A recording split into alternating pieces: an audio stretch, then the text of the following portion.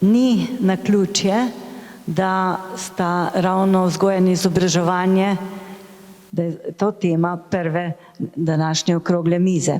Kajti menim, da sta ravno vzgoja in izobraževanje tista, ki dajeta podstat razvoju družbe kot celote. Zahvaljujem se, žal ni dr. Kneza več tukaj, da je naredil krasen uvod v današnjo okroglo mizo, v ta današnji prvi panel, kajti menim, da je tisto, kar je načel, kar je odprl vprašanja, da boste pravzaprav moji sogovorniki danes tudi o tem razmišljali, razpravljali in pokazali, kako se vzgoja in izobraževanje skozi celotno vertikalo od vrtca do tretjega življenjskega obdobja gibljeta in kje so naše možnosti za napredek. Da ne pozabim, tukaj sem, treba je še malo očala, še bo dobro, če jih bom imel. Vključiti. Bolje deluje, če je vključeno. Tudi ne. No, torej, ta nadpovprečnost, gradnik odličnosti, to smo si torej danes zadali kot misel današnjega 28. foruma.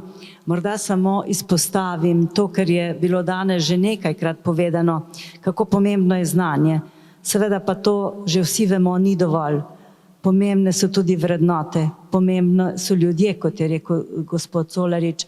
In torej klima, to je vse tisto, o čemer moramo v vzgoji in izobraževanju razmišljati, razvijati, morda celo še narediti preobrat, kot pravi dr. Knez, na čustveno dajati poudarek čustveni inteligenci, kajti morda je to tisto, ki nam bo tisti prvi korak naprej v to nadpovprečnost, ki jo želimo. Morda še to, da kot neka iztočnica, da, vedno večji razkorak je med generacijami. Zakaj? Zaradi vse te globalizacije, ki smo jo danes priča, zaradi razvoja različnih tehnologij in nič drugega nam ne preostane kot vseživljenjsko izobraževanje. Pravzaprav ta termin že prav dolgo uporabljamo, se pa mislim vedno bolj zavedamo, kako pomemben je. In verjamem, da bo nam danes ravno dr. Gričar povedal, kaj se pa tudi v tretjem življenjskem obdobju da narediti in kaj moramo narediti. Kaj lahko vsak izmed nas prispeva. Vsak izmed nas je pomemben in vsak lahko da tisti kamenček v mozaik nadpovprečnosti oziroma tej viziji, kateri sledimo, viziji odličnosti. Tako, morda predlagam, pravzaprav moji sogovorniki, ne bom vas posebej več predstavljala, ker so vas že predstavili, pa vendar Stanka lahko se tikava, ker se že dolgo poznava kot kolegici, ne nazadnje nekdaj ravnateljici. Danes si v drugi vlogi, drugje zaposlena, pa vendar pot te je peljala od učiteljice do ravnateljice, predavateljice višje šole, visoke šole. Danes si pomočnica direktorja, ne, nisi pomočnica, še danes se nisem zapomnila, ti si namestnica. Nikakor mi ne gre, v šoli imamo pomočnice in meni so te termini pač čisto vsakdanji, se opravičujem.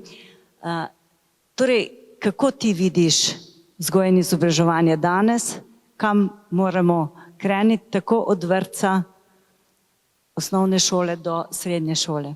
Izvoli, prosim.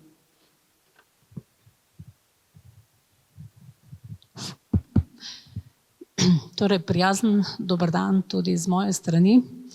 Najprej dovolite, preden začnem izreči nekaj misli glede našega šolskega sistema in ciljev prihodnosti, da izrazim čestitke nagrajencu in kar zame in verjetno za večino tu v dvorani pomeni tudi novo perspektivo izziva lastnega, da vedno se je vredno truditi, ne glede na to, po katerih stopinjah hodimo, koliko kamnov na poti srečamo, če jih znamo in zmoremo prestopiti, je to trenutek potem zmagoslavja. Dr. Bajt, res čestitke.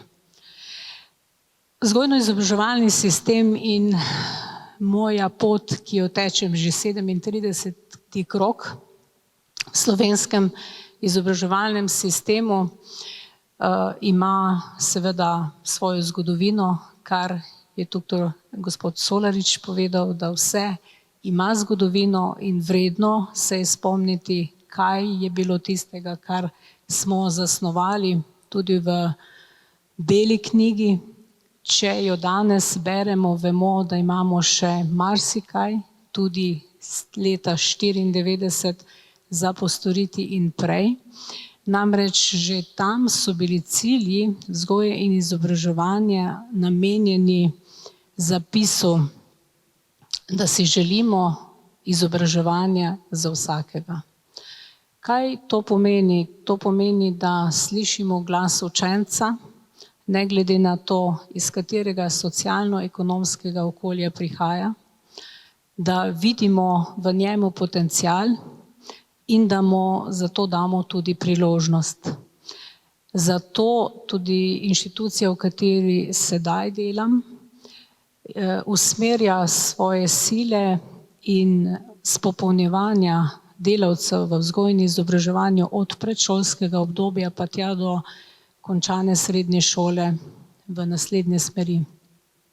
V smeri posameznika, ki bo lahko stopil tudi na pot višje in visokošolskega izobraževanja in potem postal tako imenovan ustvarjalec družbe in pomemben člen v verigi, ki bo ustvarjala tudi bodočnost slovenskega prostora.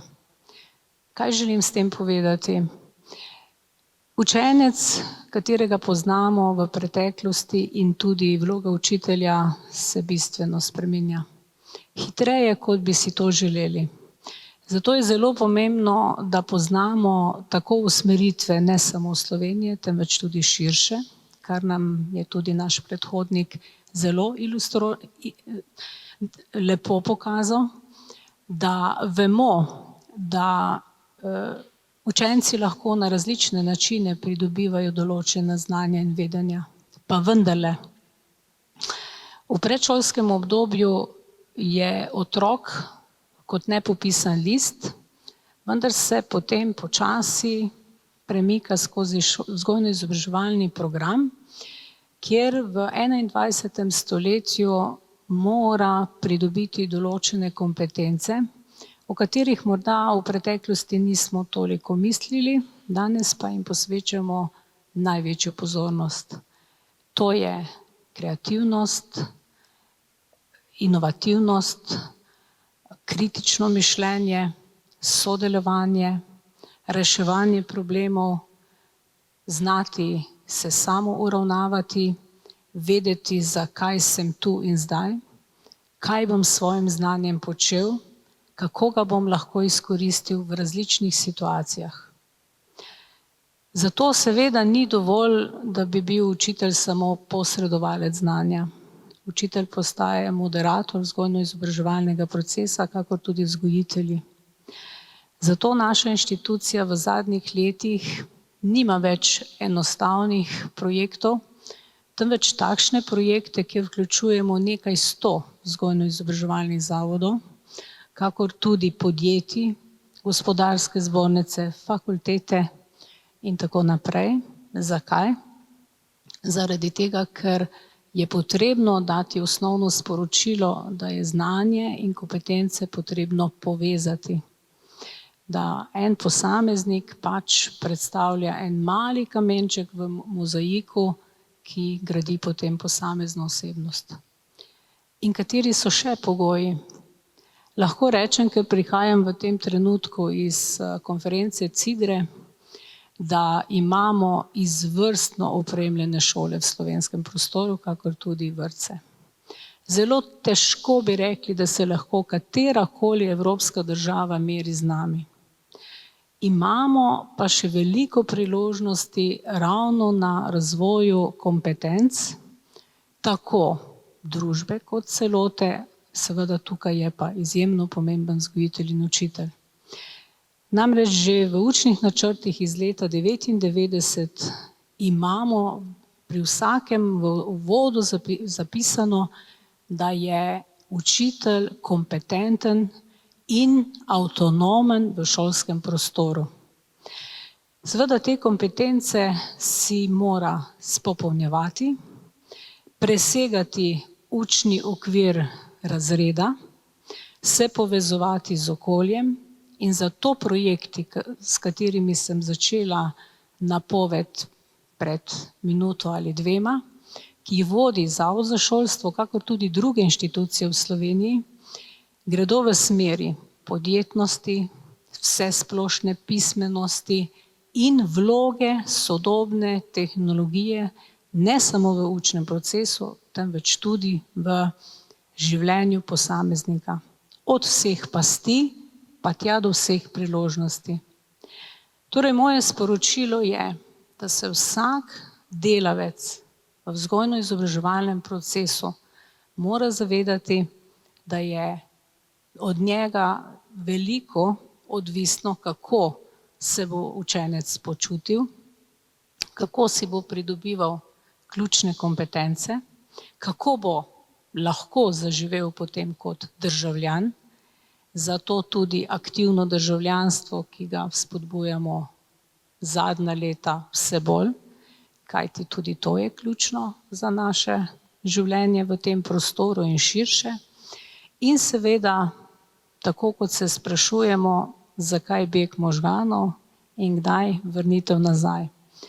Če se počutimo varne, če se počutimo spodbujene, če vidimo priložnost v svojem okolju, potem ga zagotovo ne bomo zavedno zapustili. Vedno se bomo tudi vrnili. Torej, šolski sistem Slovenije je dober, tako ga tudi sama ocenjujem. Imamo še mnogo izzivov in priložnosti, kar pa je tudi prav. Namreč potrebno se je pač prilagajati prostoru in času, v katerem smo. Hvala. Mislim, da k temu nimamo kaj dosti dodati, samo če dovoliš, je pa to tisto, kar želim izpostaviti in bi se rada nekako uprla na besede doktorja Rajka Kneza.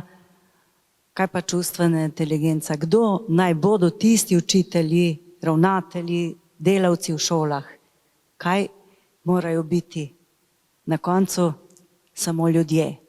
Ljudje s srcem, z dušo, vsem tistim znanjem, vsemi kompetencami, da bomo lahko razdajali, pravzaprav smo vedno vzor učencem in kot taki bomo lahko, mislim, naredili korak naprej k odličnosti. Hvala lepa, Stanka. Gospod doktor, izredni profesor, bom rekla, Boštjan Brumen, nekaj smo napisali o vas, ne bom vas posebej predstavljala. Poznani ste v naših logih, kajti izredno smo bili veseli, kot je rekel gospod župan, da je Fakulteta za turizem ravno v Brežicah. Pa napisali ste, ko sva nekako komunicirala, da ste veliko vpeti v to okolje, da sodelujete z okoljem, torej vnašate napredek v to okolje, tudi nekaj črpate iz njega in me prav zanima, kako Fakulteta za turizem odgovarja na vprašanje tehnološke in humane odličnosti. Izvolite, prosim. Hvala lepa. Lep pozdrav vsem prisotnim. Navezal bi se na besede dr. Preskarjeve o kompetencah. Namreč naša fakulteta je v tem okolju sedaj že 10 let, letos praznujemo 10. obletnico in prav vsi skupaj vljudno vabljeni v decembru na praznovanje. V teh 10 letih smo marsikaj odkrili, marsikaj smo spremenili, predvsem pa konstantno spreminjamo naš študijski program in se s tem odzivamo na potrebe okolja, predvsem gospodarstva. Ko se z gospodarstveniki pogovarjamo o tem, kaj potrebujejo od nas, kaj je tisto, kar oni pričakujejo, da bodo naši študenti znali, dobimo zelo zanimiv odgovor. Pričakujemo prijazne, iznajdljive, komunikativne, nasmejane študente. In to niso pravzaprav znanja, oziroma z drugimi besedami to pomeni, da gospodarstvo dobi znanja, ki jih potrebuje, ne dobi pa tega, kar tisti ta drug del pokriva, to pa je vzgoja, ki se začne seveda že bistveno prej v mladih letih, vrtcih, osnovnih, srednjih šolah. Zato se včasih mi pohecamo, da smo pa vzgojitelji odraslih. Problem imamo, ker v današnjem svetu prihajamo do enega kar precej velikega absurda. Mladi uporabljajo komunikacijske naprave, so zelo vešči v komuniciranju drug z drugim, vendar pa ko pridejo v okolje, kjer pa se morajo prilagoditi, pa temu žal ni več tako. Ne znajo komunicirati, niso iznajdljivi, ne znajo več reševati problemov. Tako da mi kot fakulteta na ta tehnološki prepad gledamo kot na en izziv, kjer moramo študente ne samo opremiti z znanjem, ampak predvsem z veščinami, torej malo bolj poudarjati ta mehki del v vzgojno-izobraževalnem procesu. S tem odgovarjamo tudi na humano poslanstvo naše fakultete v lokalnem okolju, torej da zgradimo mladega človeka, ki bo samostojno sposoben v najkrajšem možnem času v zaposlitvi reševati probleme. Naše poslanstvo fakultete je tudi v tem, da vzdržuje kondicijo lokalnega okolja. Z županom se večkrat pohecava, da to, kar se je zgodilo v Brežicah, pa tudi širše v Posavju z ustanovitvijo dveh fakultet, se vse od ustanovitve Brežic kot mesta ni zgodilo. Torej, Brežice so dobile in širše Posavje je dobilo univerzitetno središče, ki vabi mlade tudi iz drugih krajev Slovenije in širše iz tujine, in marsikdo izmed teh mladih je ostal v okolju in se ni vrnil v svoje izvorno okolje. S tem pa tudi Brežice postajajo regionalno središče, kar je, mislim, da tudi zelo pomembno v prihajajoči diskusiji o regionalnem razvoju oziroma o regijah, ki prihajajo. Vprašanje mojstrstva je pa tako, mojster dela mojstra. In tu nam veliko vaje sicer pomaga k temu, ampak vseeno pa je potrebno v tem vprašanju mojstrstva imeti mojstra, ki je vzgled. In tu mislim, da naše šolstvo, kot je rekla dr. Preskarjeva, zelo dobro to nalogo opravlja, kakorkoli mi včasih gledamo z poševnimi očmi na naše šolstvo, ampak ko pogledamo, kaj je v tujini, moramo priznati in se pohvaliti, smo zelo dobri in to na celotni vertikali. Hvala. Ja, strokovno srednje šolstvo presega lokalne meje, medtem ko morda osnovno šolstvo in pa vrtci so nekako bolj vpeti v to. Rekli ste vzgoja, ponovno ste izpostavili to področje, vemo in zopet smo pri ljudeh.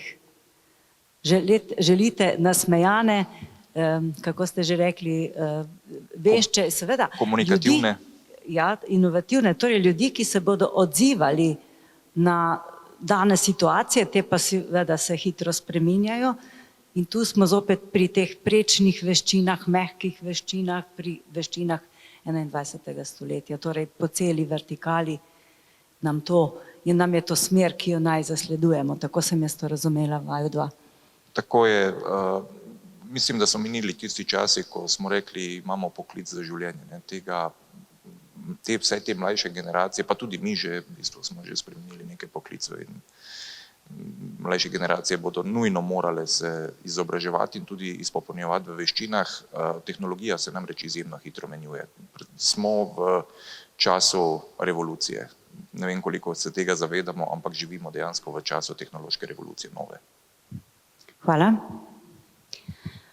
No, moj naslednji sogovornik, spoštovani Dragutin Križanič, tudi mi dva se tikava, tudi mi dva sva bila nekoč kolega, sedaj si ti v drugem življenjskem obdobju, v katerega jaz nekako težim. Upam, da mi bo to tudi uspelo. Ti si pa nekako združeval tako to neformalno izobraževanje, ves čas svojega delovanja si bil vpet kot ravnatelj, učitelj v formalno izobraževanje in hkrati si deloval na društvenem življenju. Naj povem, da je v občini Brežice izredno bogato to društveno življenje in zanima me pravzaprav, kako glasbeno izobraževanje se odraža v tem društvenem življenju. Kako lahko prenašate starejše generacije na mlajše neke vrednote, verjetno prihajajo tudi neka vedenja, znanja tudi v obratno smer. Izvoli, prosim. Drage dame, spoštovani gospodje, lep dan vam želim. Pridružujem se čestitkam našemu današnjemu nagrajencu. Pred 2 dnevi smo Brežičani v tej naši prekrasni dvorani, v tem našem hramu kulture bili deležni ene predstavitve vrhunske odličnosti naše amaterske kulture. Pevski zbor Viva Brežice pod vodstvom Simone Rožman Strnad ob sodelovanju naše direktorice te naše institucije je izvedel sjajni koncert. Na veliko zadovoljstvo vseh nas, Brežičanov, 2krat se je ta dvorana napolnila, pa se sprašuje človek, odkot ta želja, da se človek ukvarja s to amatersko kulturo. V ene naši brošuri šolski sem enkrat zapisal, da se je naša glasbena šola rodila 27. septembra leta 1946, takoj po vojni. Iz ene človeške naravne potrebe po kulturi. V trenutku, ko bi človek pomislil, da so strahote druge svetovne vojne uničile kulturo, da je ni, da bo rabila veliko časa, da se pobere, da se postavi na noge. Že takrat je nekaj entuzijastov brežiških 27. septembra imelo prvi sestanek, 1. oktobra vpise in 3. oktobra je glasbena šola začela svojo pot z 72 upisanimi učenci. In tu so začetki naše današnje amaterske kulture, našega današnjega glasbenega šolstva. Iz te navadne človeške potrebe se rajajo take ideje in ljudje so tisti, ki jih bolj realizirajo. Danes naša amaterska kultura brežiška predstavlja pravi zaklad. Mi v Brežicah imamo 26 pevskih zborov in da ne bom našteval, kaj vse ne, seveda to je velik problem za našega župana, ja zdaj trenutno ni, to je treba na nek način sfinancirati. tudi če ne sfinancirati, podpreti z besedo, z dejanjem. To v amaterski kulturi veliko pomeni. A naša glasbena šola je pravzaprav tista, ki podpira to našo amatersko kulturo in ki podpira, temu bi rekel, našo osebno izkaznico. Ker amaterska kultura predstavlja izkaznico naroda. Seveda ne pozabljamo na našo profesionalno kulturo, ali jaz mislim, da bi se hitro v tej dvorani prešteli na prste, kdo je konzumiral en delček profesionalne kulture v Brežicah. A amaterska kultura, to je naša vsakdanjost. S tem živimo, s tem živijo naše družine.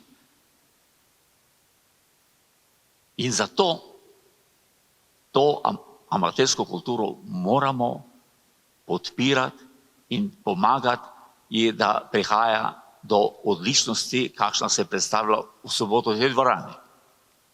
K sreči takšnih koncertov v tej dvorani in takšnih predstavitev ni malo. Mi imamo nekaj pevskih zborov, nekaj skupin folklornih godbe, ki si zaslužijo naziv odličnosti. Od pevskega zbora na naši glasbeni šoli, naše Sozice, pod vodstvom Marjetke Podgoršek-Hožen. In pri tem prihajam do pomembnega momenta. Ljudje, o tem je bilo že danes govora. Učitelji, učiteljice, ravnatelji, to je osnova za začetek poti k odličnosti. Slovenski odtek danes ima 25% Brežičanov, samo 2 sta, ker tam jih je 8. Ali ta 2 prihajata iz naše glasbene šole ponosni, vsi smo ponosni na to. Zato je treba razmišljati o tem, da naši učitelji dobivajo v roke 40 generacij in v veliki meri odločajo, kakšne te generacije bojo. Neke druge institucije, recimo kot je družina, žal izgubljajo na pomembnosti zaradi načina življenja, ki ga vsi skupaj poznamo. Šola dobiva s tem. Šola s tem dobiva tudi večjo odgovornost, drugačno odgovornost, kot je včasih imela. Na glasbenih šolah je ta odgovornost še dodatno drugačna. En učitelj, en učenec. Včasih se ne zavedamo, da učenci tako gledajo, kaj učitelj ne samo igra, kaj dela, kaj govori. In učenci hočejo biti taki, kot je njihov učitelj. In če se učitelj ne zaveda tega, nastanejo problemi.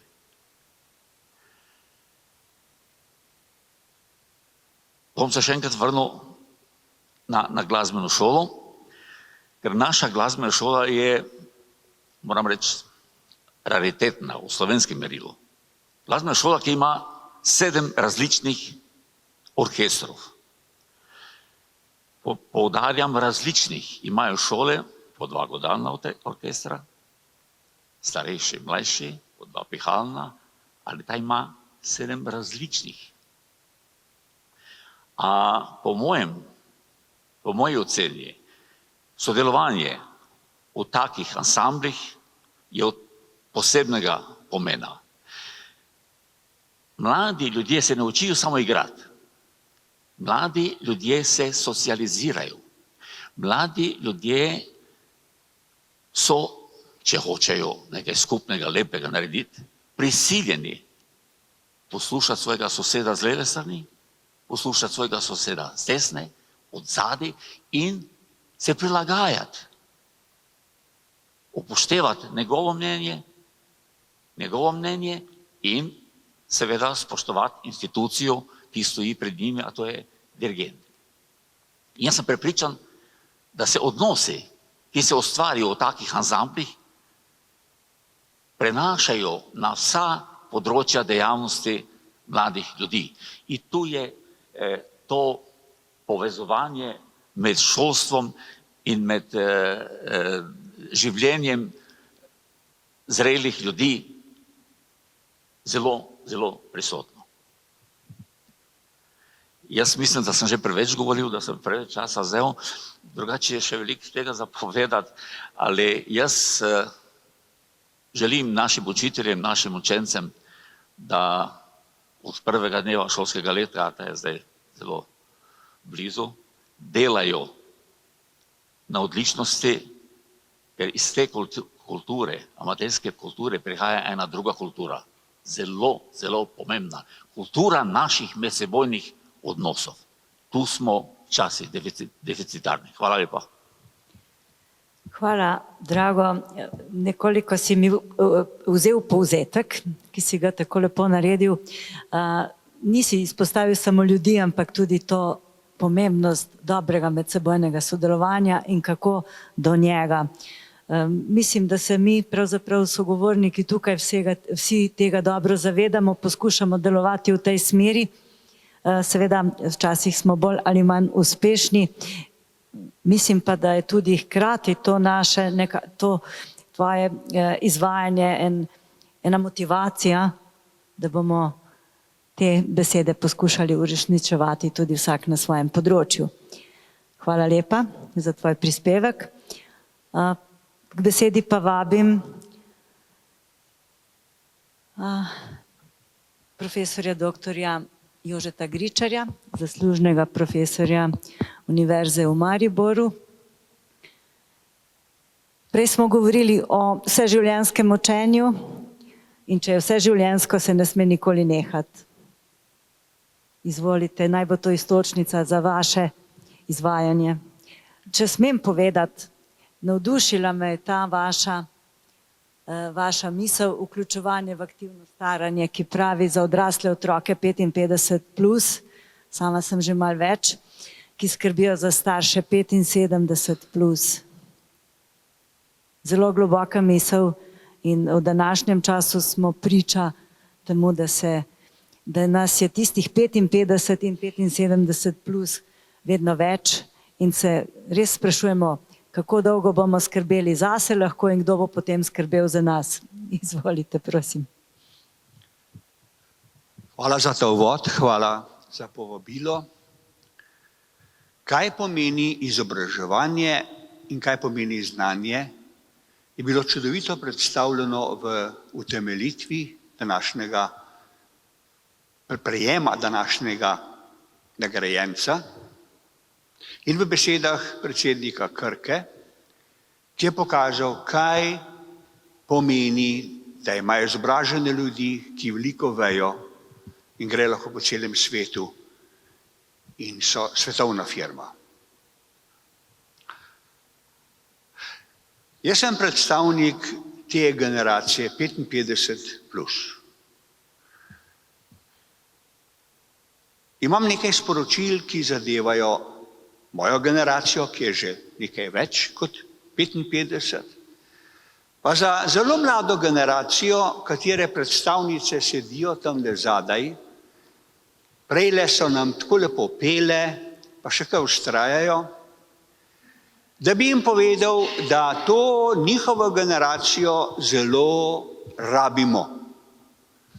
Midva z ženo imava vnuke in ko nama pri tehnologiji nekaj zapne, pokličeva, pa pridejo, pa pomagajo. Mi vas zelo rabimo.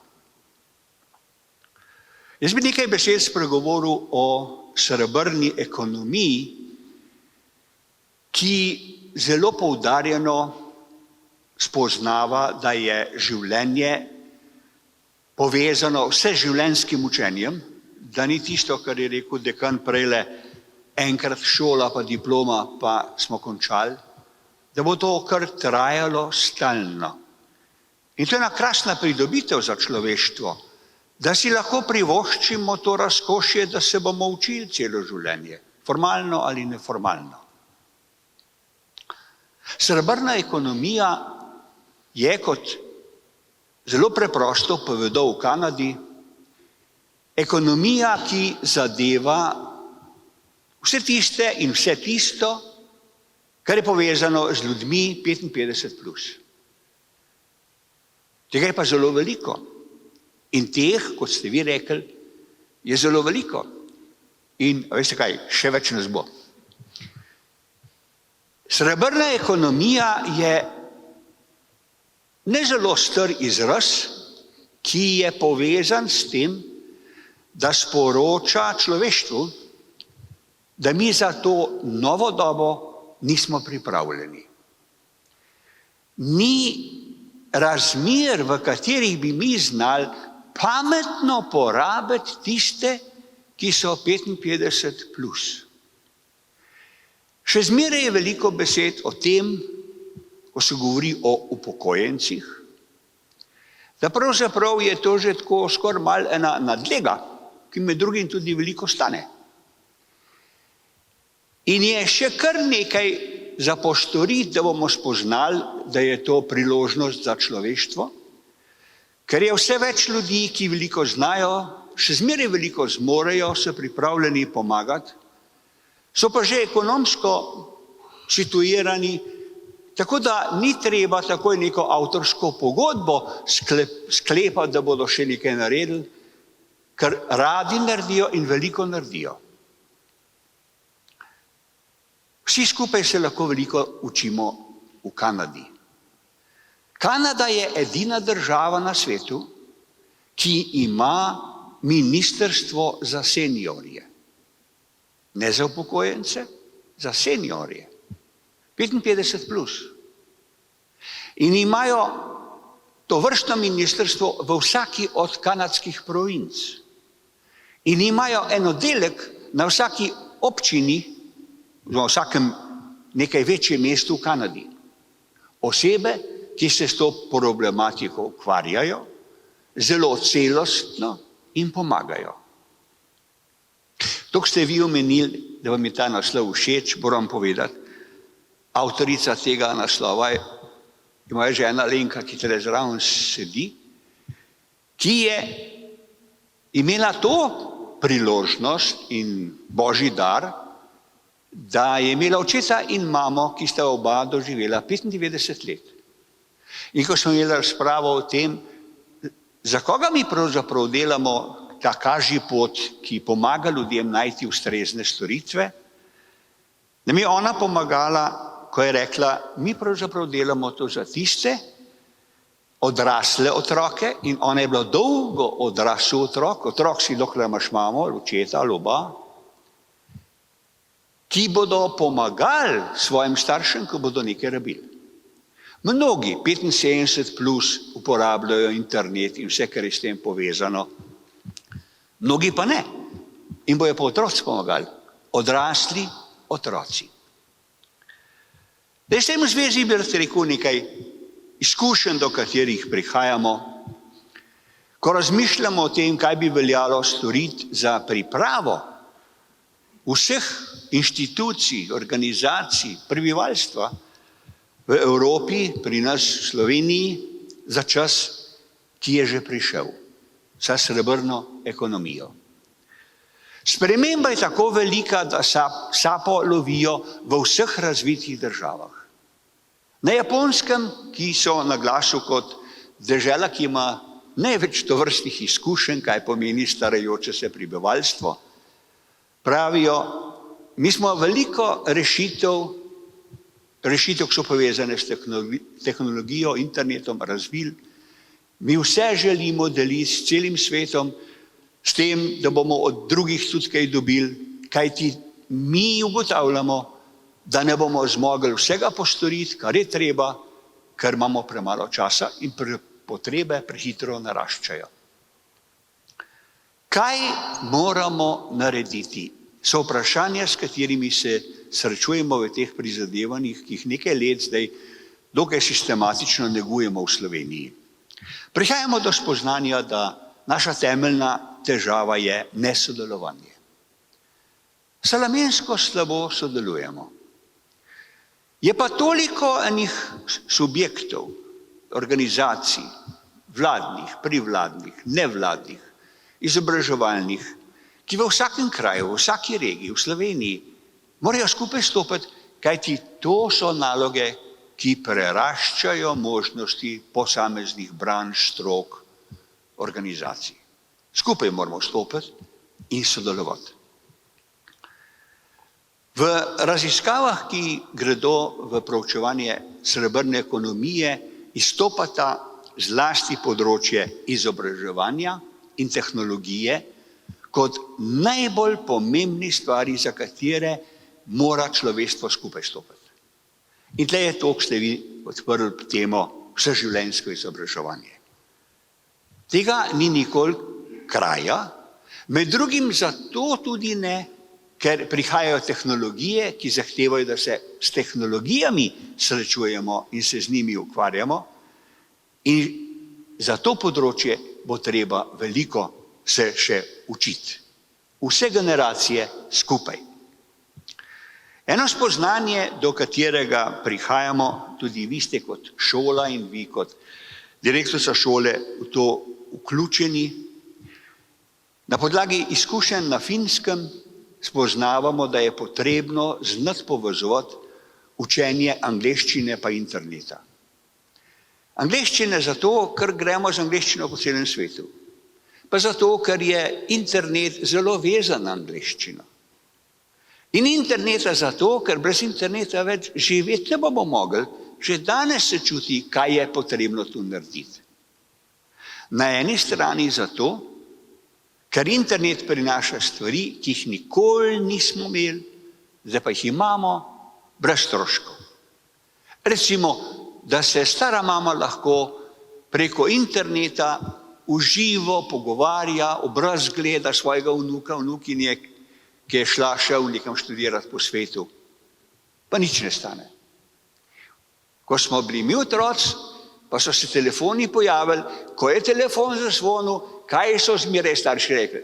Pa hitro se pogovor, a veš, koliko to stane? Danes nič ne stane, pa še gledamo se lahko. Drugo, kar se mi pri tem učimo, je, da narašča potreba po storitvah, ki bodo nadomeščale storitve, ki smo jih mi bili vajeni, bojo pa ukinjene. Saj se najbrž tudi vi srečate s problemom, da se ukinja pošte, bančne filijale, bančna okenca, da rečejo, nam se več ne splača imeti tamle na vogalu bankomat, boste že šli kam drugam. Ja, kako bomo šli? Mal bomo že pomagali, ko treba koga kam peljati. Za mnoge stvari bo pa internet pomagal, ampak se bo treba za to usposabljati, se za to pripravljati. In spoznanje, do katerega mi prihajamo, je spoznanje, da je treba razvijati okolja, v katerih bo to lahko nastajalo. Eno od zelo pomembnih okolij je občina. Lokalna skupnost z vsem, kar zraven spada. Recimo Brežice, Novo mesto. Vsi tisti, ki se s temi problemi srečujejo in ukvarjajo, da skupaj stopijo. Zelo pomembno okolje so knjižnice, da sodelujemo tudi s knjižnico v Brežicah. Kajti v knjižnicah, in to so zlasti izkušnje v Kanadi in Združenih državah, spoznavajo, da so to točke, ki so zelo pomembne v srebrni ekonomiji, tam imajo tehnologijo, imajo usposobljene ljudi, tja hodijo ljudje kaj izvedeti, pa pogovorce, pa kavo spiti. Eno od zelo pomembnih okolij so banke.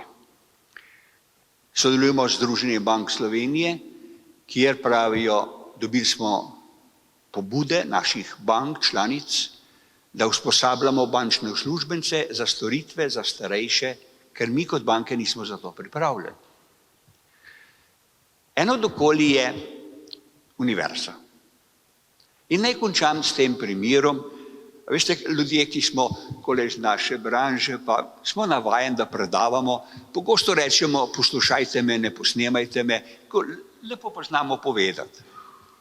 Ko smo mi začeli o tem se pogovarjati na Univerzi v Mariboru, smo ugotovili, da zelo slabo sodelujemo, da na marsikšni fakulteti marsikaj počno, pa drug za drugega ne vejo, v Mariboru, ena univerza. In smo začeli ugotavljati, da bi bilo treba to malo bolj skupaj povezati. Po enem letu in pol sestankov, konferenca, mednarodna delavnica, se je pa zgodilo. 14 dni nazaj je rektor podpisal sklep, da se na Univerzi v Mariboru naredi center za zaslužne in upokojene profesorje. Je tukaj posebenega? A veste, da je. Samo nekaj univerz je na svetu, ki so se povezale v svetovno omrežje starosti prijaznih univerz. Pa imajo neka načela, ki jih je treba izpolniti, da dobiš status starosti prijazne univerze. In zakaj je to potrebno? Ja, ko smo rekli, zdaj bomo pa mi imeli v novembru sestanek vseh, ki bi želeli sodelovati, pa jim bo treba poslati vabila. Ja, kdo ima pa naslove? Ja, to pa nimamo. In zdaj bo treba vključiti fakultete, ki le za Božič vabijo na kosilo, kol novega leta, pa imajo neke naslove.